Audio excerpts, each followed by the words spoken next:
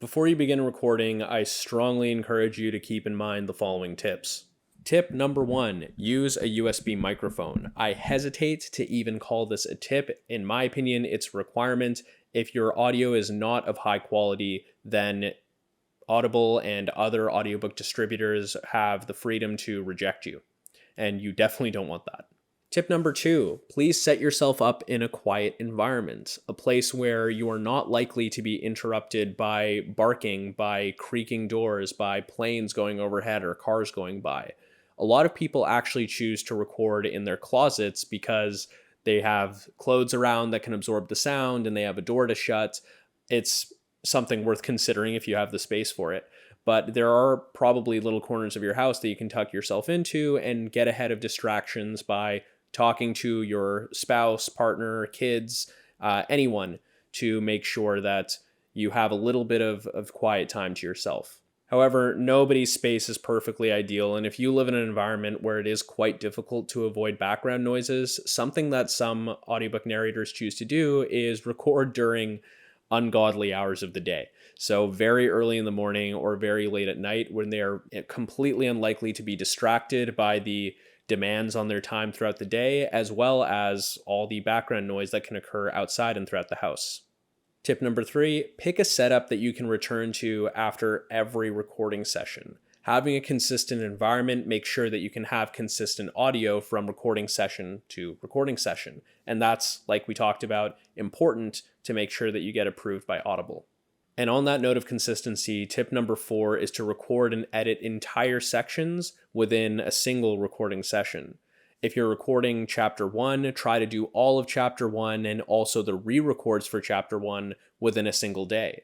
You might not realize it, but your voice actually changes quite a bit depending on the time of day, your mood, what you drank, several other factors. So to make sure that it's as not jarring as possible, try to record entire sections within a single recording session. Tip number 5 is to test out your mic and figure out where your mouth should be positioned and where the microphone should be positioned.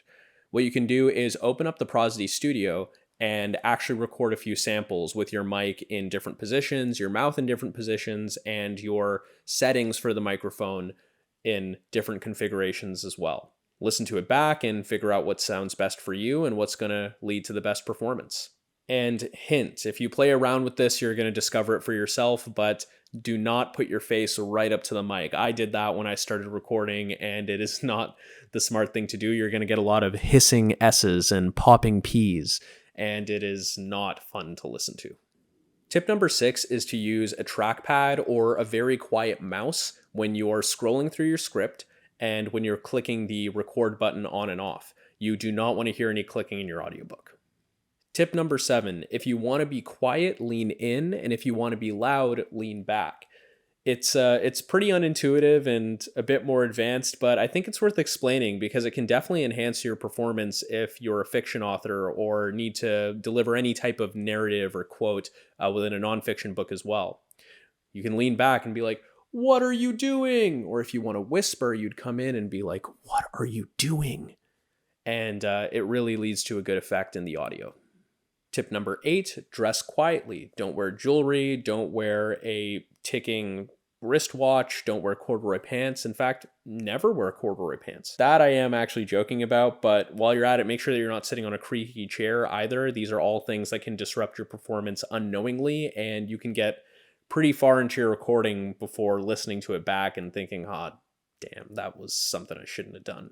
Tip number 9, eat and drink properly beforehand and keep some water on you. You know your body best, so do whatever you need to do to make sure that you don't have any belly rumbles or anything else that can turn up in the audio. It's not something that you're consciously aware of throughout the day, but you'll become aware of it in your recording. So get ahead of it. Eat well, drink well, and keep water near you to keep your voice lubricated. Tip number 10 is to pre-read the section before you actually record it. Now, even if you wrote the book, it is really, really important. It can enhance your performance to know what moments to anticipate and then prepare for it by changing your voice, changing your tone. And also, it can really avoid the amount of times that you stumble over your words, which can make things a bit more effortless and can keep you in flow.